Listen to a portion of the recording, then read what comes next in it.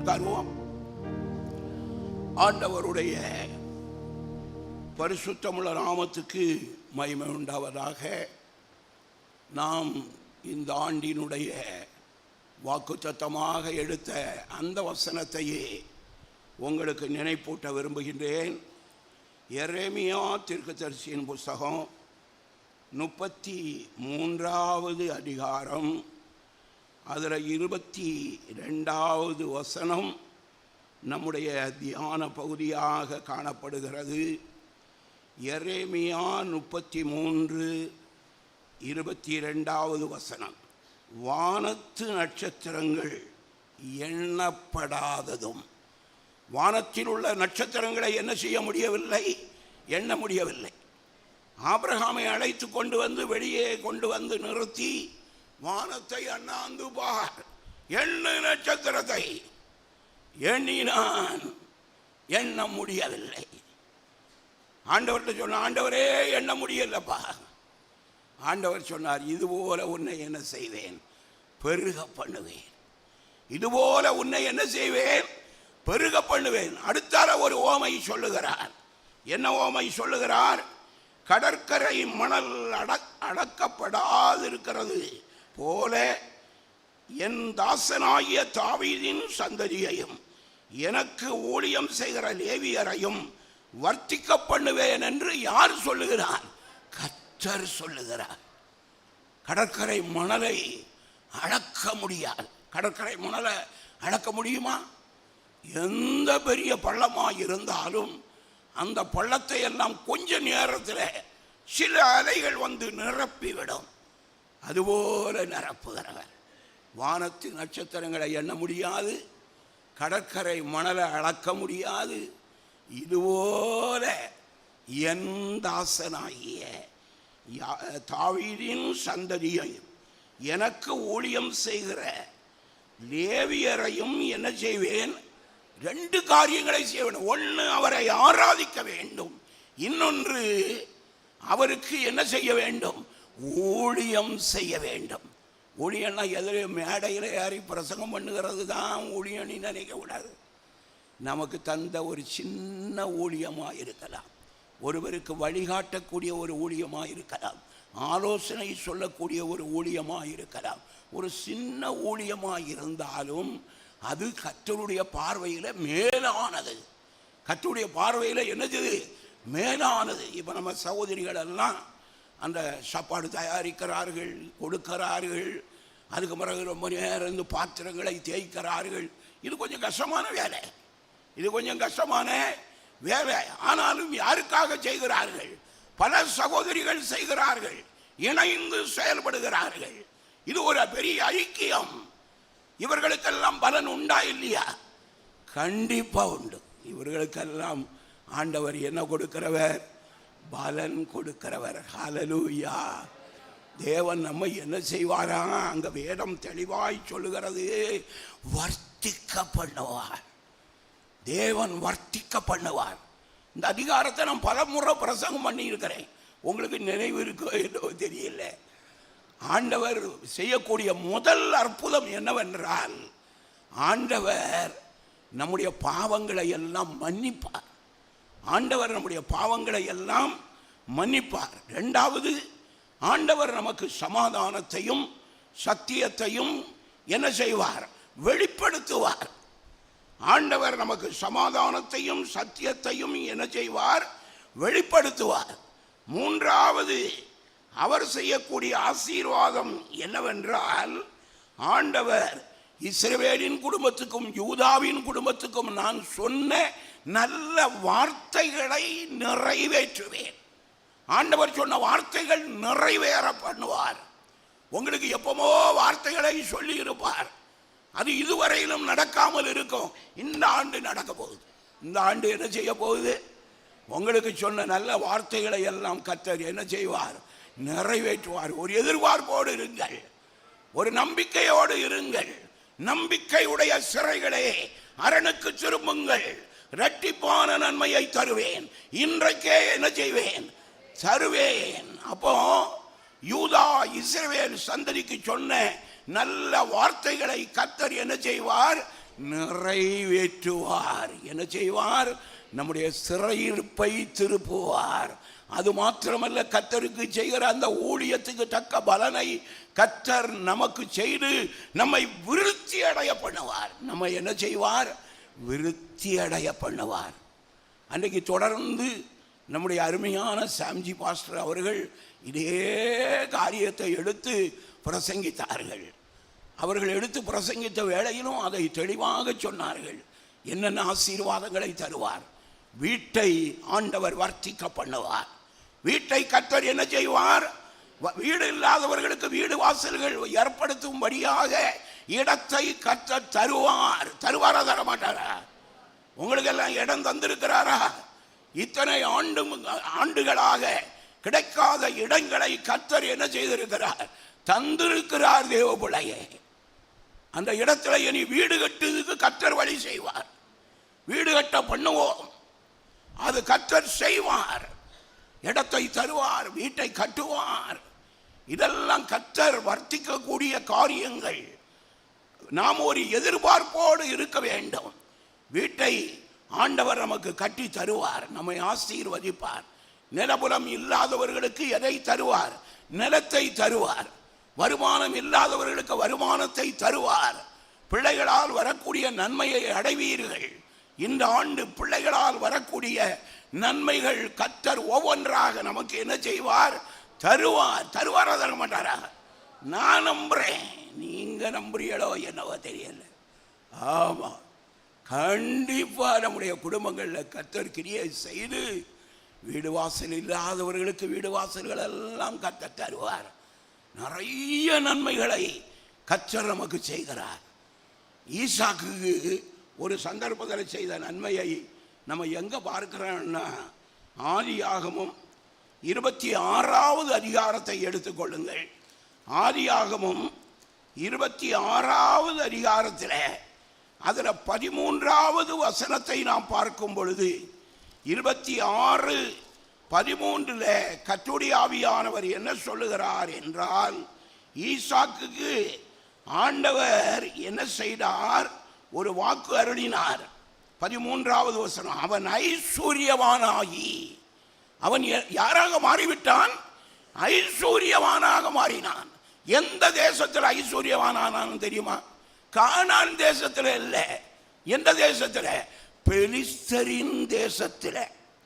பெலிஸ்தரின் தேசத்தில் அவன் ஐஸ்வர்யவானாகி வர வர விருத்தி அடைந்து, வர வர என்ன அடைந்தான்? விருத்தி அடைந்தான். விருத்தி அடைந்து மகா பெரியவனானான். எப்படி பெரியவனானான்? யாரு பெரியவனானது? இந்த ஈசாக்கு. ஈசாக்கு. இதே போல ஒரு சூழ்நிலை ஆபிரகாமுக்கு வந்தது. ஆபிரகாம் ஆண்டவரை கேட்காம எங்க ஓடிட்டாருன்னா, பெலிஸ்தரின் தேசத்திற்கு சென்று விட்டார். ஆதியாகமம் 12வது அதிகாரத்தை நாம் பார்க்கும் பொழுது அங்கு வேதம் இவ்விதமாக அங்கு சென்றார். 12வது அதிகாரம் ஆதியாகமம் 12:10 அத்தேசத்திலே பஞ்சம் உண்டாயிற்று. தேசத்திலே பஞ்சம் கொடிதாயிருந்தபடியால் ஆபிரகாம் எகிப்து தேசத்திலே தங்கும்படி அவ்விடத்துக்கு போனான். எகிப்து தேசத்திலே தங்கும்படி அவ்விடத்துக்கு போனான். அங்க போன இடத்துல சாராள் அழகான பெண் என்பதாக சொல்லி அந்த எகிப்தின் மன்னன் அவளை அரண்மனைக்கே கூட்டிட்டு போயிட்டான். பயங்கரமான சூழ்நிலை. எதுக்கு போனவன்? பஞ்சத்தில் பிழைப்பதற்காக போனவன். காரணம் என்னவென்றால், சூழ்நிலைகளை பார்த்து போனான். கர்த்தருடைய பிள்ளைகள் சூழ்நிலைகளை பார்த்து போகக்கூடாது. கர்த்தருடைய வார்த்தையின்படி போக வேண்டும். அவன் சூழ்நிலைகளை பார்த்து போனதுனால அங்க போய் பல்ட்டி அடிக்க வேண்டி இருந்தது. இவா யாரு நீ கேட்ட உடனே என் சகோதரி நீட்டான். சகோதரி தானே, அப்போ நம்ம அவளை நமக்கு எடுத்துக்கிடுவோம். அப்படிப்பட்ட ஒரு எண்ணம் வந்து விட்டது. அருமையான கர்த்தருடைய பிள்ளையே, கர்த்தருடைய பிள்ளைகள் கர்த்தர் சொல்லி செய்ய வேண்டும். கர்த்தர் அந்த விஷயத்தில் கிரியை செய்திருப்பார். ஆண்டவர் தாவீதுடைய வாழ்க்கையிலும் பஞ்சம் வந்தது. அந்த வேளையில் கர்த்தர் சொன்னார், அந்த சவுல் நிமித்தமாக இந்த பஞ்சம் வந்திருக்கிறது, அதற்கு நிவாரணம் தேட வேண்டும் அப்படின்னு சொன்னதாட்டு 1 சாமுவேல்ல நம்ம தெளிவாக பார்க்கிறோம். இங்க தாவீது இங்க ஆபிரகாம் இஷ்டம் போல போய்விட்டான் என்பதாக சொல்லப்பட்டிருக்கிறது. அதனால வந்த பிரச்சனை மிகவும் அதிகமான பிரச்சனை. ஆனால் ஈசாக்கு அப்படி கிடையாது. அவன் இருந்த தேசத்தில் பஞ்சம் உண்டாயிற்று. அந்த 1வது வசனத்தை வாசியுங்கள். கர்த்தருடைய வேதம் சொல்லுகிறது 26:1. ஆபிரகாமின் நாட்களில் உண்டான பஞ்சத்தை அல்லாமல், ஆபிரகாமின் நாட்களில் பெரிய பஞ்சம் வந்தது, பின்னொரு பெரிய பஞ்சம் வந்தது, தேசத்தில் வந்தது. அப்பொழுது ஈசாக்கு பெலிஸ்தருக்கு ராஜாவாகிய போனான். எங்க போனான்னா அந்த பெலிஸ்தரின் ராஜாவாகிய அபிமெலேக். பெலிஸ்தரின் ராஜாவாகிய யாரு? அபிமெலேக்கு. அவரிடத்தில் போனான். ஆண்டவர் அவனோடு பேசுகிறார். தொடர்ந்து வாசிங்க. கர்த்தர் அவனுக்கு தரிசனமாகி, கர்த்தர் தரிசனமாகி, நீ எகிப்துக்கு போகாமல் நான் உனக்கு சொல்லும் தேசத்திலே குடியிரு, இந்த தேசத்திலே வாசம் பண்ணு. இந்த தேசத்திலே வாசம் பண்ணு. நான் உனக்கு சொல்லக்கூடிய இடத்துல இருக்குப்பா. உன் விருப்பம் போல நீ போயிடக்கூடாது. ஏன் நீ சொன்ன அவன் வேற தேசத்துக்கு எகிப்துக்கு போகணும்னு நீ நினைச்சான். எகிப்து செழிப்பான தேசம். எந்த காலத்திலும் நைல் நதி தண்ணீர் வற்றாது. நைல் நதியில தண்ணீர் போறதுனால விவசாயம் நல்லா நடக்கும். ஒரு பிரச்சனையும் கிடையாது. அதனால எவன் பஞ்சம் வந்தாலும் எவன் காலத்தில் வந்தாலும் அவர்கள் எகிப்தை நாடி செல்லுவார்கள். இங்க கர்த்தர் சொன்னார், நீ எகிப்துக்கு என்ன செய்ய வேண்டாம், போக வேண்டாம். ஈசாக்கு பெலிஸ்தருக்கு ராஜாவாகி அபிமெலேக்கினிடத்தில் கேராருவுக்கு போனான். கர்த்தர் அவனுக்கு தரிசனமாகி நீ எகிப்துக்கு போகாமல், இவன் போயிருந்தான் நீ சொன்னா இவனுக்கு நிலையும் அதே மாதிரி தான் மாறி இருக்கும். ஆண்டவர் சொன்னார், நீ எங்க போக வேண்டாம், எகிப்துக்கு போக வேண்டாம். எகிப்துக்கு என்ன செய்ய வேண்டாம், போக வேண்டாம். போகாமல் நான் உனக்கு சொல்லும் தேசத்திலே என்ன செய்ய, குடியிரு. நான் உனக்கு சொல்லும் தேசத்திலே குடியிரு என்பதாக சொல்லி அவன் சொன்ன வார்த்தை 3வது வசனத்தை வாசிங்க. இந்த தேசத்திலே வாசம் பண்ணு. இந்த தேசத்திலே, இந்த தேசம் என்றால் கேராரூர், அந்த பெலிஸ்தரின் தேசம். அந்த பெலிஸ்தரின் தேசமாகிய கேராரூரிலே என்ன செய்ய, வாசம் பண்ணு. நான் உன்னோட கூட இருந்து, கர்த்தர் சொல்லுகிறார், நான் உன்னோடே கூட இருப்பேன். தேவ சித்தம் செய்கிறவர்களோடு தேவன் எப்படி இருப்பார், கூட இருப்பார். இந்த தேசத்திலே குடியிரு. அந்த தேசத்தில் என்ன வந்திருக்குது, பஞ்சம் வந்திருக்குது. கேராரூர்ல பஞ்சம். கேராரூர்ல பஞ்சம் இருந்தாலும் நீ இந்த கேராரூரை விட்டு ஒரு இடம் போயிடாத, எகிப்து தேசத்துக்கு போயிடாத. அங்க போனீங்கன்னா உன் வாழ்க்கை கெட்டு போகும். அதனால இந்த தேசத்திலே வாசம் பண்ணு, நான் உன்னோடே கூட இருந்து உன்னை என்ன செய்வேன். அப்ப கர்த்தர் சொல்லுகிற இடத்துல நம்ம இருக்கணும். அது பஞ்சமானாலும் உயர்வானாலும் தாழ்வானாலும் என்ன நிலையானாலும் அந்த இடத்தை விட்டு போகக்கூடாது. நான் உன்னோடே கூட இருந்து உன்னை ஆசீர்வதிப்பேன். அப்போ ஆசீர்வாதம் எங்கு இருக்கிறது என்றால், கர்த்தர் யாரோடு இருப்பதில் இருக்கிறது, நம்மோடு இருப்பதில். அருமையான கர்த்தருடைய பிள்ளையே, உங்களை ஆண்டவர் எந்த இடத்துல எந்த நிலையில வைத்திருக்கிறாரோ அந்த இடத்துல அந்த நிலையில நீங்கள் உறுதியோடு இருப்பீர்கள் என்றால் கர்த்தர் உங்களோடு இருப்பார், என்னோடு இருப்பார். அவர் நம்மை என்ன செய்வார், ஆசீர்வதிப்பார். ஆசீர்வதிப்பார். எந்த இடத்துல கர்த்தர் நம்மை வைத்திருக்கிறாரோ. அப்போஸ்தலர் நடவடிக்கைகளின் புத்தகத்தில் ஒரு வார்த்தை உண்டு, அவர்களுக்கு குடியிருப்பின் எல்லைகளை கர்த்தர் ஏற்படுத்தி இருக்கிறார். என்ன எல்லையை ஏற்படுத்தி இருக்கிறார், குடியிருப்பின். அந்த அப்போஸ்தலர் 17வது அதிகாரத்தில் அது இருக்கிறது, எடுக்க வேண்டாம். அந்த 17வது அதிகாரத்தில் இருக்கிறது. அவர்களுக்கு பூர்வத்திலே கர்த்தர் ஆண்டவர் குடியிருப்பின் எல்லையை என்ன செய்தார், ஏற்படுத்தி இருக்கிறார் என்பதாக கர்த்தருடைய வேதம் சொல்லுகிறது. இந்த தேசத்திலே வாசம் பண்ணு, நான் உன்னோடே கூட இருந்து உன்னை ஆசீர்வதிப்பேன், நான் உனக்கும் உன் சந்ததிக்கும் இந்த தேசங்கள் யாவையும் தந்து உன் தகப்பனாகிய ஆபிரகாமுக்கு நான் இட்ட ஆணையை என்ன செய்வேன்? நிறைவேற்றுவேன். நான் ஆணையை நிறைவேற்றுவேன். அருமையான கர்த்தருடைய பிள்ளையே, ஆண்டவர் நமக்கு தந்த ஆணைகளை எல்லாம் என்ன செய்வார்? நிறைவேற்றுவார். ஆண்டவர் தந்த ஆணை என்ன? வேதத்தில் சொல்லப்பட்டிருக்கிற ஒவ்வொரு வார்த்தையும் ஆண்டவர் நமக்கு தந்த என்னது? ஆணை. நீ பயப்படாதே, நான் யாரோடு இருக்கிறேன்? உன்னோடு இருக்கிறேன். ஆண்டவர் நம்மிடத்தில் ஆணையிட்டு இருக்கிறார். தேவ பிள்ளையே, நம்ம குடும்பத்தை ஆசீர்வதிப்பார், நம்முடைய பிள்ளைகளை ஆசீர்வதிப்பார், நமக்குண்டான எல்லாவற்றையும் ஆசீர்வதிப்பார். அதனால தான் சொல்றார், நான் உன்னோடே கூட இருந்து உன்னை ஆசீர்வதிப்பேன், நான் உனக்கும் உன் சந்ததிக்கும் இந்த தேசங்கள் யாவையும் தந்து உன் தகப்பனாகிய ஆபிரகாமுக்கு நான் இட்ட ஆணையை என்ன செய்வேன்? நிறைவேற்றுவேன். நீ என்ன செய்ய வேண்டும் என்றால், நீ செய்ய வேண்டிய காரியம், ஆபிரகாம் என் சொல்லுக்கு கீழ்ப்படிந்து என் விதிகளையும் என் கற்பனைகளையும் என் நியமங்களையும் என் பிரமாணங்களையும் கை கொண்டபடியினால் நான் உன் சந்ததியை வானத்தின் நட்சத்திரங்களைப் போல பெருக பண்ணி உன் சந்ததியை என்ன செய்வேன்? பெருக பண்ணுவேன். உன் சந்ததியை என்ன செய்வேன்? பெருக பண்ணி உன் சந்ததிக்கு இந்த தேசங்கள் யாவையும் தருவேன். உன் சந்ததிக்குள் பூமியில் உள்ள சகல ஜாதிகளும் என்ன செய்யப்படும்? ஆசீர்வதிக்கப்படும் என்றான். ஈசாக்கு கேராரூரிலே குடியிருந்தான். எந்த தேசத்துல பஞ்சம் வந்ததோ அந்த தேசத்துல குடியிருந்தவன் யாரு?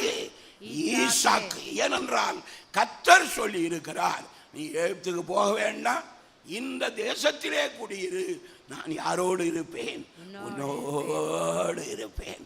தேவ பிள்ளையே, அந்த ஈசாக்கினுடைய கீழ்ப்படிதல் மேன்மையான ஒரு கீழ்ப்படிதல். அங்கேயும் சோதனை வந்தது. கேராரூர்ல இருக்கிற வேளையில கேராரூரின் மன்னன் அபிமெலேக்கு அந்த ஈசாக்கினுடைய மனைவி ரெபெக்காளை பார்த்தான். ரொம்ப அழகுள்ளவள். அவளை தனக்கு மனைவியாக எடுத்துக்கொள்ள வேண்டும் என்பதாக நினைத்து பல முயற்சிகளை பண்ணினான். அதெல்லாம் விவரமாட்டுங்க எழுதல.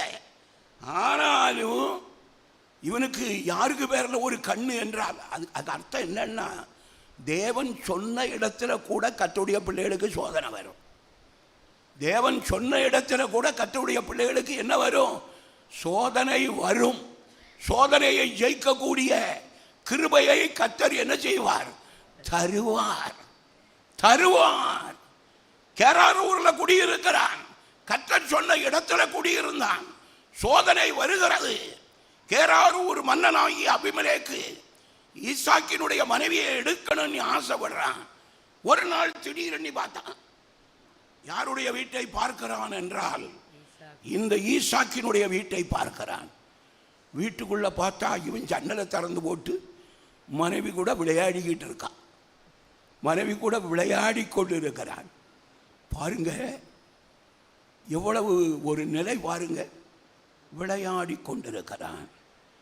அப்போ மற்றவங்கெல்லாம் சொன்னாங்க, இப்படி வந்திருக்கிறாங்க ஒரு பார்ட்டி, ரொம்ப அழகான பெண்ணு இருக்கிறாள் என்பதாக சொன்னார்கள்.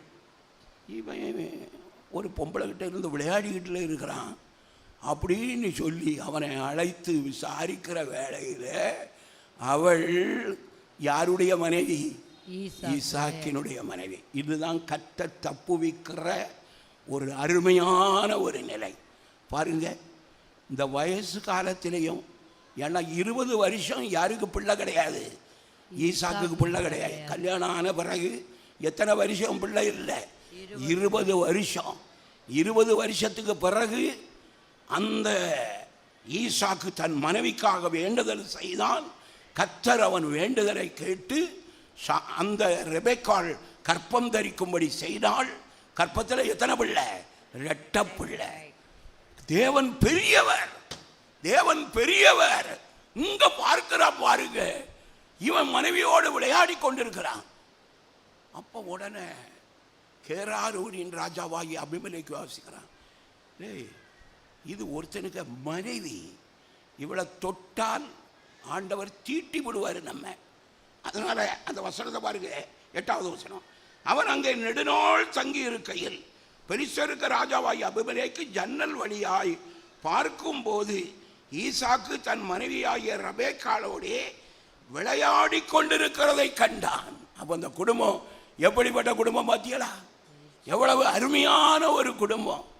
ஈசாக்கு தன்னுடைய மனைவியாகிய ரெபெக்காளோடு விளையாடி கொண்டிருக்கிறதை கண்டான். அபிமெலேக்கு ஈசாக்கை அழைத்து, அவள் உன் மனைவியாயிருக்கிறாளே. விளையாட்டை பார்த்த உடனே நினைச்சுக்கிட்டா, ஐயோ இவனுக்கு பெண்டாட்டி தான் யாரு இவள், அவள் உனக்கு மனைவியாய் இருக்கிறாளே, பின்ன ஏன் அவளை உன் சகோதரி என்று சொன்னாய் என்றார். இங்க நம்ம முற்பிதாக்கள் நம்ம பல்ட்டி அடிக்கிறதுல பெரிய ஆளுகள் பாருங்க. உள்ளதை சொன்னா கொண்டுட்டு பயந்து போய் அந்த இவன் வெளியே சொல்லலை, சகோதரின்னு தான் எப்படி ஆபிரகாம் சொன்னாரோ அதே போல சொல்லி இருக்கிறார். இருந்தாலும் கர்த்தருடைய வார்த்தைக்கு கீழ்ப்படிந்ததுனால அந்த கீழ்ப்படிதலை கர்த்தர் என்ன செய்தார்? கனம் பண்ணி அந்த அபிமெலேக்கினுடைய கண்ணிக்கு ரெபெக்காளை விடுவித்தார். நம்முடைய தேவன் பெரியவர். அதனால தான் சொல்லுகிறான் பாருங்க, அபிமெலேக்கு ஈசாக்கை அழைத்து, அவள் உன் மனைவியாக இருக்கிறாளே, பின்ன ஏன் அவளை உன் சகோதரி என்று சொன்னாய் என்றான். அதற்கு ஈசாக்கு, அவள் நிமித்தம் நான் சாகாதபடிக்கு இப்படி சொன்னேன். ஏன்னு சொன்ன, அவளை எடுக்கிறதுக்காண்டி என்ன போட்டு மாறுத்திருவிய, என்ன 2ல் 1 ஆக்கிடுவிய, அதனால பயந்து போய் சொல்லிட்டேன். அவள் என்னுடைய யாருதான் சகோதரி. பாத்தியலா எப்படி வேலை நடக்குது பாருங்க. சொன்னேன் என்றான். அதற்கு அபிமெலேக்கு, எங்களிடத்தில் ஏன் இப்படி செய்தாய்? ஜனங்களுக்குள் யாராயிலும் உன் மனைவியோட சயனிக்கவும் எங்கள் மேல் பழி சுமரவும் நீ இடமுண்டாக்கினாயே என்றான். பின்பு அபிமெலேக்கு, இந்த புருஷனை ஆகிலும், அதுக்கு வர கொடுக்கக்கூடிய வார்த்தை பாருங்க, அசாத்திய வார்த்தை. நம்ம தேவன் ஒரு இடத்துல இருத்தினார் என்றால் எந்த சோதனை வந்தாலும் அந்த சோதனையில் இருந்து விடுவிக்க யாரு வல்லவர்? அது எங்க இருக்குது பாருங்க, 11வது வசனத்துல. அவன் அபிமெலேக்கு தன்னுடைய தேசத்தில் ஒரு சட்டம் போடுறான், ஒரு கட்டளையை கொடுக்கிறான். அபிமெலேக்கு, இந்த புருஷனை ஆயிலும் இவன் மனைவியை ஆயிலும் தொடுகிறவன் நிச்சயமாய் கொலை செய்யப்படுவான். எவனாவது இந்த ஆம்பளையை தொட்டுட்டாலும், இந்த ஆம்பளையினுடைய மனைவியை தொட்டுவிட்டாலும் அவன் என்ன செய்யப்பட வேண்டும்? ஆண்டவர் தம்முடைய பிள்ளைகளுக்கு எவ்வளவு வர்த்திக்க பண்ணக்கூடிய ஒரு மேன்மையை கொடுக்கிறார். தேவ பிள்ளையே, நம்ம தேவனை போல நல்ல தேவன் இல்லை. நாம செய்ய வேண்டியது அவருடைய சொற்படி செய்யணும். அதனால தானே மரியாள் சொன்னார். இயேசுவானவர்கிட்ட சொல்லும் பொழுது அவர்கிட்ட போய், அவர்களுக்கு திராட்சரசம் இல்லை, ஏதாவது ஒரு அற்புதம் செய்ப்பா, நீ தான் நம்ம வீட்டில் எவ்வளவோ அற்புதம் செய்திருக்கிறிய, அதுபோல ஒரு அற்புதம் செய்ய நீ சொல்ற வேலையில் உடனே இயேசு என்ன சொன்னார்? சிறியே, எனக்கும் உனக்கும் என்ன? சிறியே நீ அடிச்சிட்டாரு. எங்க அம்மா அப்படி சொன்னாரா? இல்ல. சிறிய, எனக்கும் உனக்கும் என்ன? என் வேலை இன்னும் என்ன செய்யல, வரவில்லை. ஆண்டவருடைய வேலை வரும் பொழுது தேவன் நம்மை வர்த்திக்க பண்ணுவார். இங்க பாருங்க, போட்டு தரலாம். இந்த புருஷனையாவது இந்த ஸ்திரீயையாவது தொடுகிறவன் எவனும் என்ன செய்யப்படுவான்? கொலை செய்யப்படுவான். நிச்சயமாய் கொலை செய்யப்படுவான் என்று எல்லா ஜனங்களும் அறிய சொன்னான். எல்லா ஜனங்களும் அறியும்படியாக சொன்னான். அருமையான கர்த்தருடைய பிள்ளையே, நம்முடைய தேவன் எப்படி வர்த்திக்க பண்ணுவார் பாருங்க. அவருடைய சொற்படி எந்த இடத்துல இருக்க சொல்லுவாரோ அந்த இடத்துல இருக்கணும். என்ன செய்ய சொல்லுவாரோ அதை என்ன செய்யணும். குடும்ப வாழ்க்கையில கணவன் மனைவி பிள்ளைகள் பெற்றோர் அன்பாக இருக்கணும். பிள்ளைகளோடு சேர்ந்து இணைந்து அன்பு செலுத்த வேண்டும். அப்படி செலுத்தும் பொழுது நம்முடைய குடும்பத்தோடு யார் இருப்பார்? கர்த்தர் இருப்பார், வர்த்திக்க பண்ணுவார். அதனால தான் பாருங்க, ஈசாக்கு விதைத்தான், எத்தனை மடங்கு பலன் கிடைத்தது? 100 மடங்கு பலன் கிடைத்தது. கண்ணை தள்ளிட்டாமல்ல அபிமெலேக்கு. நாமும் விவசாயம் செய்தோமே. இந்த கேராரூரில் கலெக்டரு, அக்ரிகல்ச்சர் ஆஃபீஸரு, டிடி, ஏடி, பிடி எல்லாரும் இருந்த பிறகும் இவ்வளவு விளைச்சல் எவனுக்காவது கிடச்சிருக்குதா? இங்கே ஒருத்தன் வந்தாமலே, வந்தட்டி வரத்தட்டி வந்தான். வந்தவன் விதை விதைத்தால் எத்தனை கோட்டை அறுத்தடிக்கிறான்? 100 கோட்டை. தேவ பிள்ளையே, தேவன் வர்த்திக்க பண்ணுவதில் குறைவில்லாமல் வர்த்திக்க பண்ணுவார். அதனால தான் அங்கே சொல்லப்படும் ஈசாக்கு 12, ஈசாக்கு அந்த தேசத்தில் விதை விதைத்தான், கர்த்தர் அவனை ஆசீர்வதித்ததினால் அந்த வருஷத்தில் எத்தனை மடங்கு? 100 மடங்கு பலனடைந்தான். அவன் ஐஸ்வர்யவானாகி வர வர விருத்தி அடைந்து மகா பெரியவனானான். இதற்குள்ள அந்த நாட்களுக்குள்ளாக அவனுடைய மாட்டு மந்தை அவன் அநேக பணிவிடக்காரர் இருந்தபடியினால் பெலிஸ்தர் அவன் பேரில் என்ன கொண்டார்கள்? ஆனா பொறாமையும் அங்கு வந்துடும். பொறாமையோ என்றால் எலும்புருக்கி. அவர்கள் பொறாமையினால நம்மை அழிக்க முடியாது. கர்த்தருடைய பிள்ளைகள் கவலைப்படக்கூடாது. சிலர் என்ன சொல்லுவாங்க தெரியுமா? என்ன பொறாமப்படுறான், கண்ணில் காண விடுறான் இல்லையே அப்படின்னு சொல்லி நம்ம புலம்பவே கூடாது. அவனுக்கு ஆட்டு மந்தை பெரியது, மாட்டு மந்தை பெரியது, பணிவிடைக்காரர்கள் பெருகினார்கள், பணிவிடைக்காரிகள் பெருகினார்கள். எல்லா பெருக்கமும் அவனுக்கு என்ன செய்தது? வந்தது. அதான் 14வது வசனம். அவனுக்கு ஆட்டு மந்தையும் மாட்டு மந்தையும் அநேக பணிவிடைக்காரரும் இருந்தபடியினால் பெலிஸ்தர் அவன் பேரில் பொறாமை கொண்டு அவன் தகப்பனாகிய ஆபிரகாமின் நாட்களில் அவனுடைய வேலைக்காரர் வெட்டின துறவுகளை எல்லாம் தூர்த்து மண்ணினால் என்ன செய்தார்கள்? அதுக்கு முன்னாலே அந்த தேசத்தில் ஆபிரகாம் குடியிருந்திருக்கிறார். அவர் வெட்டின துறவுகளை எல்லாம் அபிமெலேக்கும் அபிமெலேக்கினுடைய ஆட்களும் சேர்ந்து மண்ணை அள்ளி உள்ள போட்டு வண்டியா டிராக்டரா கொண்டு தட்டி அந்த கிணறுகளை எல்லாம் என்ன செய்தார்கள்? தூர்த்து போட்டார்கள் என்பதாக சொல்லப்பட்டிருக்கிறது. மண்ணினால் நிரப்பினார்கள். அபிமெலேக்கு ஈசாக்கை நோக்கி, நீ எங்களை விட்டு என்ன செய்து விடு? போய்விடு, எங்களை பார்க்கிலும் மிகவும் பலத்தவனானாய் என்றான். அப்பொழுது ஈசாக்கு அவிடம் விட்டு புறப்பட்டு கேராரின் பள்ளத்தாக்கிலே கூடாரம் போட்டு அங்கே என்ன செய்தான்? குடியிருந்தான். எங்களை விட்டு போயிருப்பா. ஏன்னு சொன்னா அவனுடைய ஆசீர்வாதத்தை இவர்களால் பொறுக்க முடியவில்லை. ஏன் பொறுக்க முடியவில்லை? இவர்களுக்குள்ள இருந்த ஆவி பொறாமையின் ஆவி. இவர்களுக்குள்ள இருந்த ஆவி என்ன ஆவி? பொறாமையின் ஆவி. அதனால இவர்களால் பொறுக்க முடியல. நீ எங்களை விட்டு போயிரு அப்படின்னு சொன்னான். யாரு சொன்னது? ராஜா சொன்னான். எந்த ராஜா சொன்னான்? கேராரூர் ராஜா சொன்னான். ஆனால் இந்த ஈசாக்கு எதிர்த்து நிற்கவில்லை. நான் போக முடியாது, எனக்கு ஆண்டவர் எனக்கு சொல்லி இருக்கிறார், இந்த துறவில் தான் நான் இருப்பேன்.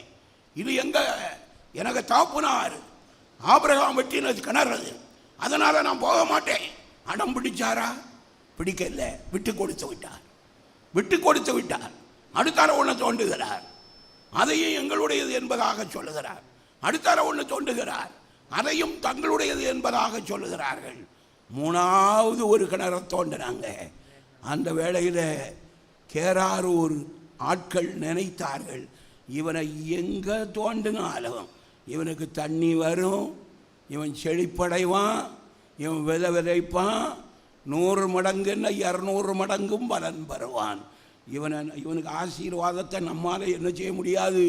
தடுக்கவே முடியாது என்பதாக சொல்லி கடைசியில் எல்லாரும் தடவண்ணி அவனை எதிர்த்து ஓய்ந்து போனார்கள்.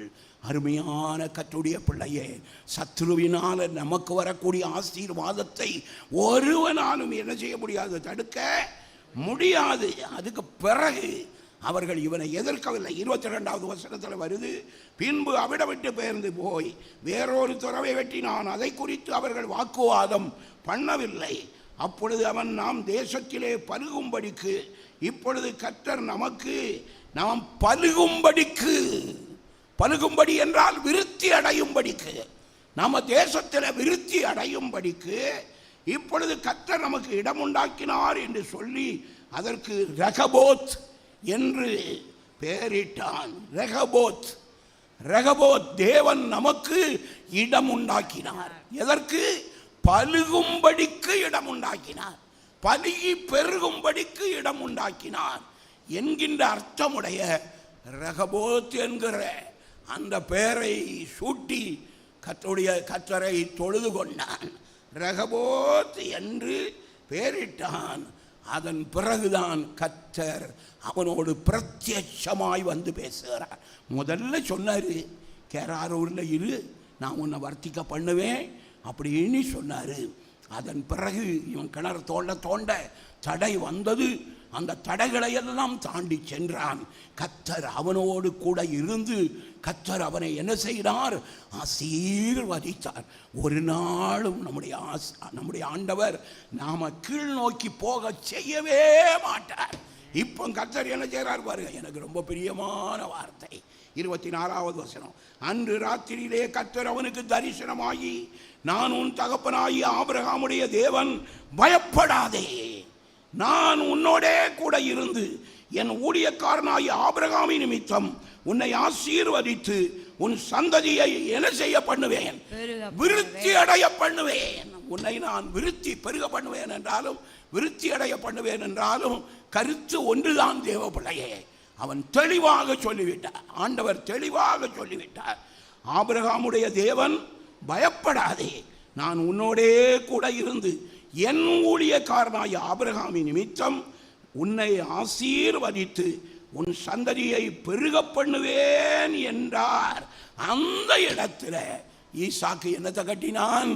பலிபீடத்தை கட்டி ஆண்டவருக்கு பலி செலுத்தினான். தேவ பிள்ளையே, இந்த ஆண்டில் ஆண்டவருக்கு நாம் பலிபீடம் கட்டி என்ன செலுத்த வேண்டும்? பலியிட வேண்டும். உடனே நீங்கள் நினைச்சிடாதுங்க, அப்போ நம்ம வீட்டு பக்கத்தில் ஒரு மூலையில் கொண்டு ஒரு பலிபீடம் ஒன்று செய்யணும், கல்லினார கட்டி அதில் சிமெண்ட் எல்லாம் போட்டு அங்கே பலி செலுத்தி, கிடாய பலி செலுத்தணும், ஆட்டை பலி செலுத்தணும், மாட்டை பலி செலுத்தணும் நினைச்சிடாதுங்க.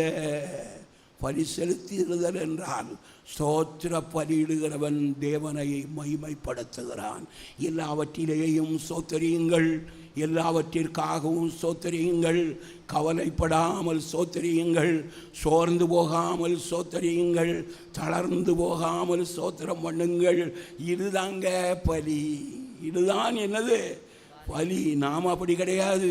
நமக்கு ஆசீர்வாதம் வந்துட்டா, நம்ம ஜெபத்துக்கு கர்த்தர் பதில் தந்துட்டாரா, நம்முடைய குடும்பத்தை ஆசீர்வதிச்சிட்டாரா, போகலாம். அது வரையிலும் வெள்ளிக்கிழமை உபவாச ஜெபத்துக்கு ஓடோடி வருவார்கள். அதுக்கு பிறகு ஆளை காணாது. இப்போ பலிபீடம் கட்டல, பலிபீடம் வெறுமையாக கிடக்குது. கர்த்தருடைய பிள்ளைகள் இந்த ஆண்டு கர்த்தரை அதிகமாக ஆராதிக்கணும், அதிகமாய் ஆராதிக்கணும், அதிகமாய் துதிக்கணும், அதிகமாய் மகிமைப்படுத்தணும். இந்த ஈசாக்கு செய்தது போல செய்யணும். அதனால கர்த்தர் அபிமெலேக்கு அரசனை காட்டிலும் இவனை மேன்மையாக வைத்தார். அபிமெலேக்குக்கு ஒரு நண்பன் இருந்தான். அந்த நண்பனோடு கூட அவன் வருகிறான். அவனுடைய நண்பனுடைய பேர் அகுசாத். அவனுக்கு ஒரு சேனை தளபதி இருந்தான், பிகோல். அகுசாத், பிகோல். அதுக்கு பிறகு யாரு? இந்த அரசன். இந்த 3 பேரும் யாரிடத்தில் வர்றாங்க? அபிமெலேக்கு அரசன், அகுசாத் நண்பன், பிகோல் சேனை தளபதி. 3 பேரும் வந்து யாரை வணங்குகிறார்கள்? இந்த ஈசாக்கை வணங்குகிறார்கள். எப்படி வணங்குகிறார்கள்? எப்பா, உன் தேவன் உன்னை விருத்தி அடைய பண்ணி இருக்கிறார், உன்னை பெருக பண்ணி இருக்கிறார். உன்னுடைய ஆசீர்வாதத்துக்கு முன்னால் நாங்கள் நிற்க முடியாது.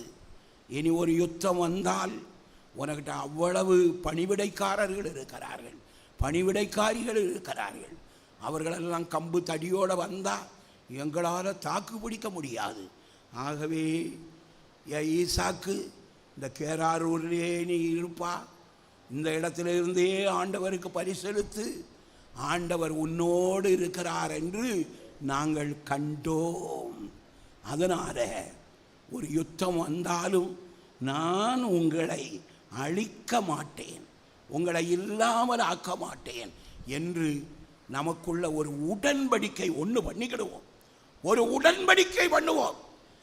ஆடுகளை கொண்டு வந்து உடன்படிக்கைக்கு அடையாளமாக ஆடுகளை நிறுத்தி நாம உடன்படிக்கை பண்ணுவோம் என்பதாக சொல்லுகிறார். உடனே ஈசாக்கு சொல்லுகிறான், என்ன விரட்டினீங்களப்பா அப்படின்னு சொல்ற வேலையில் அந்த அபிமெலேக்கு என்ன சொல்றான் தெரியுமா?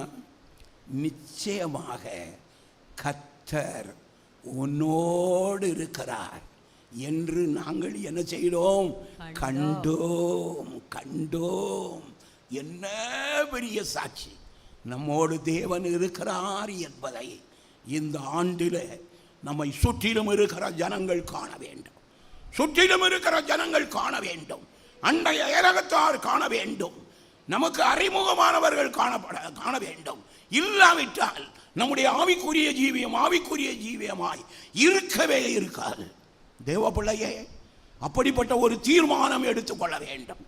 நம்மோடு கூட கர்த்தர் இருக்கிறார் என்பதை, அந்த ஈசாக்கோடு கர்த்தர் இருப்பதை இந்த அபிமெலேக்கு அரசன் கண்டான், அகுசாத்து கண்டான், அவனுடைய நண்பன் கண்டான், அவனுடைய சேனை தளபதியாக பிகோல் கண்டான். நிச்சயமாகவே கர்த்தர் உம்மோடு இருக்கிறார் என்று நாங்கள் என்ன செய்கிறோம்?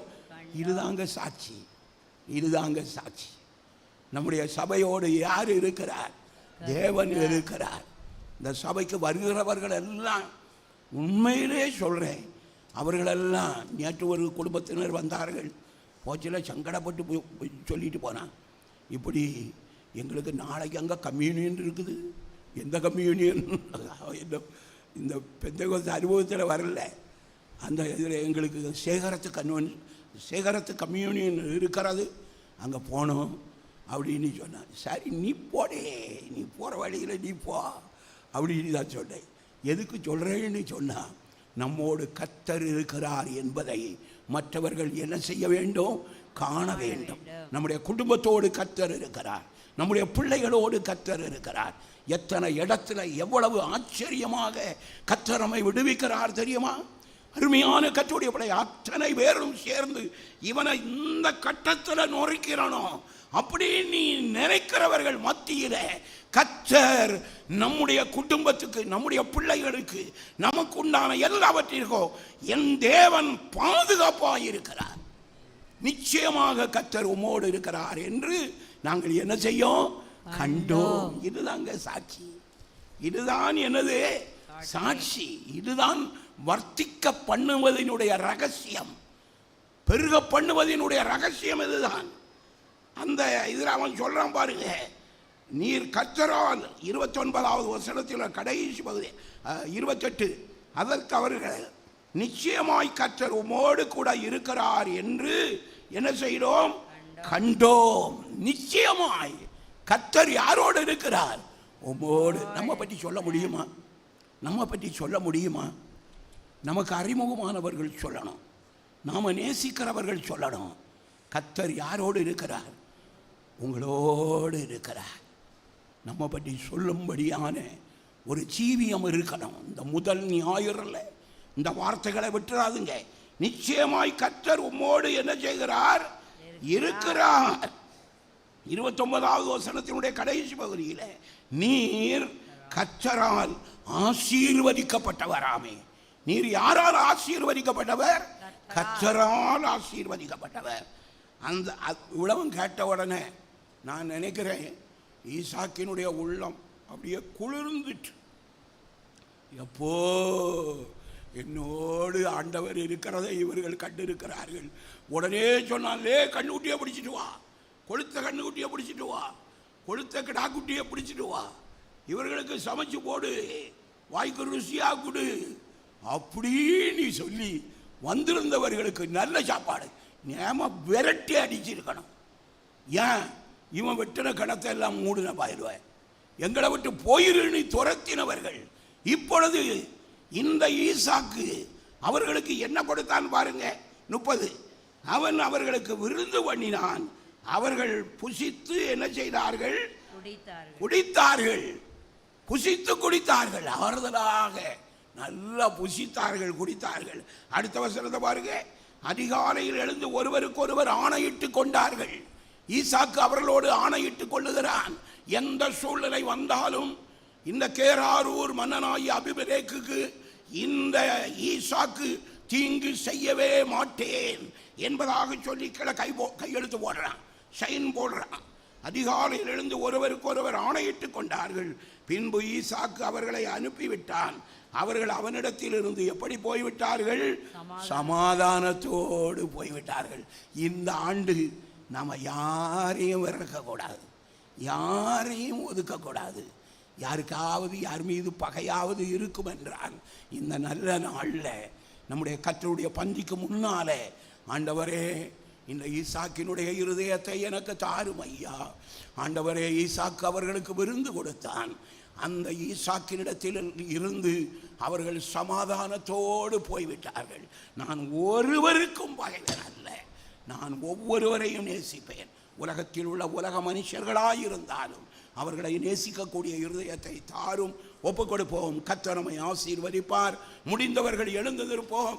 நம்மை தேவனுடைய கரத்தில் தாழ்த்தி ஒப்புக் கொடுப்போம். ஆண்டவரே, உமக்கு ஸ்தோத்திரம். எங்களை ஒப்புக் கொடுக்கிறோம் ஐயா. ஈசாக்கு அவர்களுக்கு விருந்து செய்தான். அவர்கள் அவனிடத்திலிருந்து சமாதானத்தோடு போய்விட்டார்கள். அவனிடத்திலிருந்து சமாதானத்தோடு போய்விட்டார்கள். என்னிடத்தில் வருகிறவர்கள் என்னிடத்தில் இருந்து சமாதானத்தோடு போக வேண்டும். கர்த்தாவே, எனக்கு கிருபை செய்யும். கர்த்தாவே, எனக்கு கிருபை செய்யும். நான் ஒருவரையும் பகைக்க கூடாது, ஒருவரையும் நான் அற்பமாய் எண்ணக்கூடாது, ஒருவரையும் நான் வெறுக்க கூடாது. ஆண்டவரே, ஈசாக்கை வெறுத்த அபிமெலேக்கு, அகுசாத், பிகோல் இவர்களெல்லாம் வந்த பொழுது ஆண்டவரே அவர்களுக்கு அவன் விருந்து செய்தான். அவனிடத்திலிருந்து அவர்கள் சமாதானத்தோடு போய்விட்டார்கள். ஆகவே கர்த்தர் அவனை, ஆண்டவரே, ஈசாக்கையும் ஈசாக்கினுடைய சந்ததியையும் வர்த்திக்க பண்ணினார், வர்த்திக்க பண்ணினார். ஈசாக்கை தேவன் வர்த்திக்க பண்ணினார். அவன் விதைத்தான், 100 மடங்கு பலன் பெற்றான். அவன் வர்த்திக்க பண்ணினார் என்பதாக சொல்லப்பட்டிருக்கிறது. எங்களை ஒப்புக் கொடுக்கிறோம், எங்களை ஒப்புக் கொடுக்கிறோம். எங்களுடைய குறைகளை மன்னியும் ஐயா, எங்களுடைய குற்றங்களை மன்னியும் ஐயா. எங்களை ஒப்புக் கொடுக்கிறோம் ஐயா. கர்த்தர் இறங்கோ, இறங்கோ, இறங்கோ, இறங்கோ, இறங்கோ, இறங்கோ. ஒப்புக் கொடுக்கிறோம், ஒப்புக் கொடுக்கிறோம், ஒப்புக் கொடுக்கிறோம். ஹல்லேலூயா. உம்மை ஸ்தோத்திரிக்கிறோம், உம்மை ஸ்தோத்திரிக்கிறோம். ஒப்புக் கொடுத்தீரையா உம்மையே எனக்காக. உலகின் ரட்சகரே, உன்னத பலியாக ஒப்புக் கொடுத்தீரையா என்னையே எனக்காக. உலகின் ரட்சகரே, உன்னத பலியாக சுத்திகரித்தீரே. சொந்த ஜனமாக சுத்திகரித்தீரே. சொந்த ஜனமாக உள்ளத்தில் வந்து ஐயா உமக்காய் வாழ்ந்திட